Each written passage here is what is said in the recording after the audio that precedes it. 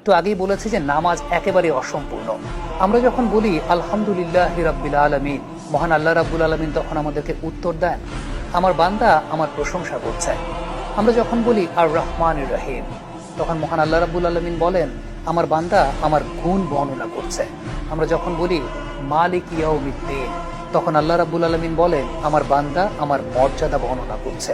আমরা যখন বলি ইয়াকা নাবুদু ওয়া ইয়াকা নাস্তাইন, তখন মহান আল্লাহ রাব্বুল আলামিন বলেন, এই হচ্ছে আমার এবং আমার বান্দার মাঝের কথা, আমার বান্দার জন্য তাই রয়েছে যা সে চায়। আমরা যখন বলি ইহদিনাস সিরাতাল মুস্তাকিম সিরাতাল্লাযিনা আনআমতা আলাইহিম গায়রিল মাগদুবি আলাইহিম ওয়ালাদ-দাল্লিন, তার প্রতি উত্তরে মহান আল্লাহ রাব্বুল আলামিন বলেন, এসব হচ্ছে আমার বান্দার জন্য, আমার বান্দার জন্য তাই রয়েছে যা সে চায়। অর্থাৎ এই যে অত্যন্ত গুরুত্বপূর্ণ ফজিলতপূর্ণ একটা সূরা, যেটা আমরা নামাজ সম্পূর্ণ করতে পারি না যে সূরা ছাড়া, এই সূরাটাই পাঠ করা হয়েছে মানুষের সহায়তার জন্য। মহান আল্লাহ রাব্বুল আলামিনের কাছে প্রার্থনা করা হয়েছে, দোয়া চাওয়া হয়েছে।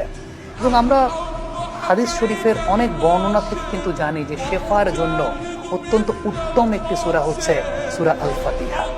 এই জায়গাটা আমার কাছে ব্যক্তিগতভাবে ভালো লেগেছে, এবং ব্যক্তিগতভাবে ভালো লেগেছে দেখেই আপনাদের সঙ্গে ব্যাপারটা শেয়ার করেছি যে এরকম একটা আন্তর্জাতিক ফুটবলের মঞ্চে মরক্কো দল এরকম একটা দৃষ্টান্ত স্থাপন করেছে। তারা তাদের রুটটা ভুলে যায়নি। অবশ্যই দেশপ্রেম ইমানের অঙ্গ, সে কারণে জাতীয় সঙ্গীতের একটা ব্যবস্থা রাখা হয়েছে, কিন্তু সকল কিছুর ঊর্ধ্বে মহান আল্লাহ রাব্বুল আলামিনের কাছে সাহায্য প্রার্থনা করা, মহান আল্লাহ রাব্বুল আলামিনের কাছে এই দেখানো পথগুলোর মাধ্যমে সাহায্য প্রার্থনা করা, যেগুলো আমাদেরকে রাসূলুল্লাহ সাল্লাল্লাহু আলাইহি ওয়াসাল্লাম দেখিয়ে দিয়ে গেছেন।